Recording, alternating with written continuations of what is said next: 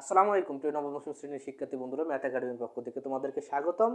আশা করি তোমরা ভালো আছো। আজকে তোমাদের গণিত বইয়ের 9.2 এর দুটি 9.2 এর ত্রিকোণমিতি অধ্যায়ের দুটি অঙ্ক নিয়ে তোমাদের সামনে আমি হাজির হলাম। অঙ্ক দুটি হলো 28 নম্বর এবং 29 নম্বর। এই অঙ্ক দুটি যেহেতু সৃজনশীল অঙ্ক, এই দুইটি অঙ্কই এত ইম্পর্টেন্ট। বিগত বোর্ড পরীক্ষায় এই দুটো অঙ্কের মতোই অনেক প্রশ্ন আমাদের বোর্ড পরীক্ষায় আসছে। পাশাপাশি দেখবা, টেস্ট পেপার খুলে দেখবা, বিভিন্ন স্কুলের পরীক্ষায় এই অঙ্কগুলো আমাদের দেওয়া আছে। তা আমরা কথা না বাড়িয়ে আজকে আমরা অঙ্ক দুটোর সমাধান করব। প্রথমে দেখো এখানে 28 নম্বর অঙ্কটা কি বলছে। এখানে 28 নম্বর অঙ্কটা বলছে ত্রিভুজ এ বি সি এর বিকোণ ইকুয়াল 90 ডিগ্রি, A B equal 5 centimetre, BC equal to 12 centimetre. এখানে বুঝতে হবে ত্রিভুজ এ বি সি এর বিকোণ 90 ডিগ্রি। বিকোণ কি 90 ডিগ্রি। বিকোণ যেহেতু 90 ডিগ্রি, তার মানে বোঝা যায় ত্রিভুজ এ বি সি এর একটা কোণ কত 90 ডিগ্রি। আমরা কিন্তু জানি যে একটা ত্রিভুজের তিনটি কোণ থাকে, তিনটি কোণের মধ্যে যে কোনো একটি কোণ যদি 90 ডিগ্রি বা সমকোণ হয় তাকে বলা হয় সমকোণী ত্রিভুজ। তার মানে বোঝা যাচ্ছে ত্রিভুজটা কি হবে, সমকোণী ত্রিভুজ হবে। তার মানে সমকোণী ত্রিভুজের কি হবে, লম্ব থাকবে, অতিভুজ থাকবে আর ভূমি থাকবে। এই কারণে আমি কি করে, এখানে দেখো ত্রিভুজ এ বি সি এর একটা ত্রিভুজ আমি আঁকলাম। ত্রিভুজের মধ্যে লম্ব আছে, ভূমি আছে, অতিভুজ আছে। যেহেতু এখানে 90 ডিগ্রির কথা বলা হয়েছে, কোন কোণ, বি কোণ, এটাকে নাম দিতে হবে বি, কারণ বি কোণ হলো 90 ডিগ্রি। এ বি সি এই ত্রিভুজের মধ্যে বি কোণ 90 ডিগ্রি। এবং এখানে দেওয়া আছে দেখো এ বির মান হলো 5 সেন্টিমিটার, বিসি হলো 12 সেন্টিমিটার। তাহলে এ বির মানটা আমি বসাইলাম 5 আর বিসি হলো 12। তোমরা জানো যে এখানে কি বের করতে হবে, এসি এর দৈর্ঘ্য নির্ণয় করতে হবে। এসি বলতে কি বোঝায়, এটা অতিভুজ। অতিভুজের মান বের করার জন্য যেহেতু সমকোণী ত্রিভুজ, একটি সূত্র তোমরা জানো, সেটা হলো পিথাগোরাসের উপপাদ্য থেকে একটা সূত্র আছে। অষ্টম শ্রেণীতে যারা তোমরা জ্যামিতি করছো ভালোভাবে, তোমরা জানো যে পিথাগোরাসের উপপাদ্য কি। আমরা জানি পিথাগোরাসের উপপাদ্য হলো অতিভুজ স্কোয়ার ইকুয়াল লম্ব স্কোয়ার যোগ ভূমি স্কোয়ার। তাহলে আমরা সূত্রটা প্রয়োগ করে কি এসি এর মান বের করতে পারবো। তাহলে আমরা লিখতে পারি ত্রিভুজ A B C A B equal 5 centimetre, BC equal 12 centimetre. এটা কি দেওয়া আছে, কিন্তু অতিভুজ এসি এর দৈর্ঘ্য বের করতে হবে। তাহলে আমরা জানি পিথাগোরাসের উপপাদ্য কি, আমরা জানি পিথাগোরাসের উপপাদ্য কি, অতিভুজ স্কয়ার। অতিভুজ কোনটা, অতিভুজ হলো এসি। এসি স্কয়ার ইকুয়াল লম্ব স্কয়ার। লম্ব আমাদের কি হবে, এ বি তার উপর স্কয়ার প্লাস ভূমি স্কয়ার। ভূমি হলো বিসি তার উপর স্কয়ার। এখানে আমরা বা দিতে পারি এ সি স্কয়ার। এ বির মান আমাদের কত দেখো, এ বির মান হলো 5, তার উপর কি দিতে পারি স্কয়ার, প্লাস বিসি হলো 12 তার উপর স্কয়ার। এসি স্কয়ার, এখানে 5-এর উপর স্কয়ার দিলে 25 হবে, 12-এর উপর স্কয়ার দিলে হবে 144। এসি স্কয়ার, এটা যোগ করলে হবে কত, 169। এসি স্কয়ার, এসি স্কয়ার যেহেতু আছে, তোমরা জানো যে কোনো মানে কোনো কিছুর উপর যদি স্কয়ার থাকে তাহলে কি হবে, এটা স্কয়ারটা রুট হয়ে যায়। তাহলে আমরা কি করতে পারি, এটা স্কয়ারটা আমরা কি করব, রুট করে দেব 169-এর উপরে। তার মানে আমাদের এসির মান কত বের হলো, 169-এর উপর রুট দিলে কত হয়, 13। এটাই হবে আমাদের কাঙ্ক্ষিত অ্যান্সার। এখানে লক্ষ্য করো যে পিথাগোরাসের উপপাদ্য আমরা জানি কি, এটা লিখে নিতে পারো যে পিথাগোরাসের উপপাদ্য হতে পাই অতিভুজ স্কয়ার ইকুয়াল লম্ব স্কয়ার যোগ ভূমি স্কয়ার। তারপর মানটা আমাদের বসাইলে কি হবে, অতিভুজের মান আমরা পেয়ে যাব। তাহলে আশা করি তোমরা এই ফর্মুলা ফেলায় কি অঙ্কটা করতে পারবা। খ নম্বর অঙ্কটা আমরা করব। খ নম্বর অঙ্কটা আমরা তাহলে কি এখান থেকে করে ফেলি। দেখো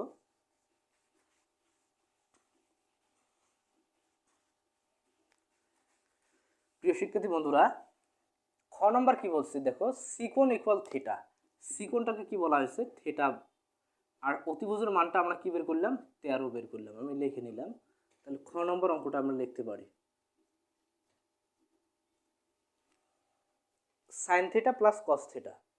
তাহলে আমরা লিখতে পারি এখানে কি কি দেখো, ত্রিভুজ এবিসি এ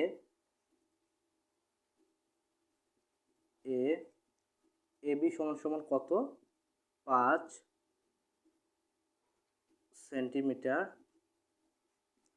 বিসি ইকুয়াল হলো 12 সেন্টিমিটার, এসির মান কত আমাদের 13 সেন্টিমিটার। ঠিক আছে, এটা আমরা লিখে নিলাম, বুঝতে পারছো? এটা লেখার পর আমাদের কি করতে হবে দেখো, সাইন থিটা। আমরা জানি একটা সাইন থিটার একটা সূত্র আছে। সাইন থিটা হলো, সাইন থিটা সমান সমান কি লম্ব ভাগ অতিভুজ। সাইন থিটা কি লম্ব ভাগ অতিভুজ। এখানে বুঝতে হবে যে আমরা জানি সাইন থিটা সমান সমান কি লম্ব ভাগ অতিভুজ। লম্বটা আমাদের কি এখানে লম্ব হলো এবি আর অতিভুজ কি এ সি। তার মানে সাইন থিটার মান হলো এবির মান আমাদের কত 5 আর এসির মান কত হবে 12। তাহলে আমরা সাইন থিটার মান পেলাম। আবার কস থিটার মান আমরা পাবো কি, কস থিটা সূত্র কি জানো? কস থিটা হলো ভূমিভাগ অতিভুজ। কস থিটা কি ভূমিভাগ অতিভুজ। কস থিটা যদি ভূমিভাগ অতিভুজ হয় তাহলে ভূমির মান কত দেওয়া আছে আমাদের, ভূমি হলো বিসি আর অতিভুজ কি এসি। ঠিক আছে, তোমরা যারা সূত্রগুলো পড়ে ফেলছো তারা তো জানো। এই সূত্রগুলো মনে রাখার জন্য আমি একটা পর্ব করছিলাম, দেখবা সূত্রগুলো মনে রাখার একটা সিস্টেম আছে। একটু আমি আলোচনা করে দিই যে সাগরে লবণ অনেক, কি সাগরে লবণ অনেক, সাগরে লবণ অনেক, এটা আমি একটা পর্ব করছিলাম। সাগর বলতে সাইন থিটা ইকুয়াল হবে কি লম্ব ভাগ অতিভুজ। তারপরে কি কবরে ভূত অনেক, তার মানে এখানে কি কস থিটা সমান সমান কি ভূমি ভাগ অতিভুজ। ওকে, তাহলে এইভাবে আমরা কি যারা সূত্রগুলো মনে রাখতে পারো না তারা কি আমার ওই পর্বটা দেখে নিবা। তাহলে এখানে দেখো তোমরা যে কস থিটা সমান সমান কি হবে ভূমি ভাগ অতিভুজ। তাহলে ভূমি আমাদের কত 12 আর অতিভুজ কত 13। তাহলে আমরা সাইন থিটা আর কস থিটার মান পেয়ে গেলাম। এখন আমাদের যে কাজটা করতে হবে দেখো, এখন কি করতে হবে সাইন থিটা আর প্লাস কস থিটার মানটা যোগ করতে হবে। তাহলে আমরা এখানে মুছে ফেললাম, দেখো আমরা সাইন থিটা প্লাস কস থিটার মানটা যোগ করে দিব। তাহলে সাইন থিটা আমরা কত পেলাম, আচ্ছা আমি প্রদত্ত রাশিটা আমি লিখে ফেলি। সাইন থিটা প্লাস কি কস থিটা, সাইন থিটার মান আমি কি পাইছিলাম 5/13 পাইছিলাম, আর কস থিটার মান আমরা কি পাইছিলাম 12/13। তাহলে এখানে আমাদের কি হবে লসাগু করতে হবে, লসাগু কত 13 হবে। তাহলে এখানে 5 প্লাস কি জানো তোমরা 12, তাহলে 12 আর 5 যোগ করলে কত হবে 17/13। এটাই হবে আমাদের কি কাঙ্ক্ষিত ফলাফল। ঠিক আছে, তাহলে খ নম্বর অঙ্কটা দেখো, সাইন থিটা আর কস থিটার মান যদি আমরা বের করতে পারি তাহলে এখান থেকে অঙ্ক আমাদের কোনো সমস্যা হবে না। তারপরে দেখো এখানে কি বলা হয়েছে, দেখাও যে sec square theta plus cosec square theta equal sec square theta into cosec square theta. এটা মানে আমরা এভাবে কি বের করতে পারবো, দেখো এখানে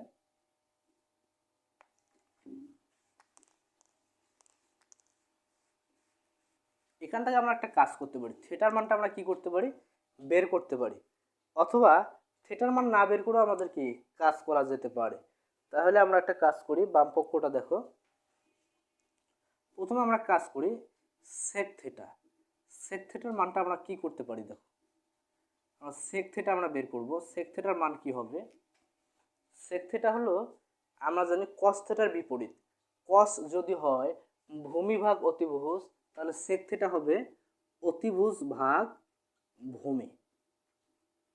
ওকে, তারপর কোসেক থিটা কি হবে, কোসেক থিটা ইকুয়াল হবে, কোসেক থিটা হলো সাইনের বিপরীত। সাইন যদি হয় লম্ব ভাগ অতিভুজ তাহলে এখানে কি হবে অতিভুজ ভাগ লম্ব।